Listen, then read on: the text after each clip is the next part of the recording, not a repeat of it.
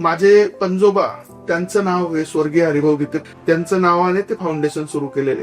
आजपर्यंत त्याच्या माध्यमातून आपण अनेक ठिकाणी जी काही आपल्याला शक्य असेल, कोविडच्या काळामध्ये कॉन्सन्ट्रेशन असेल, बेड असतील, त्यानंतर ऑक्सिजनचे सिलेंडर असतील, त्यानंतर धान्य असेल, किराणा असेल, अनेक गरजू मुलांच्या फीज आपण स्कूलच्या त्या माध्यमातून त्या ठिकाणी भरतो.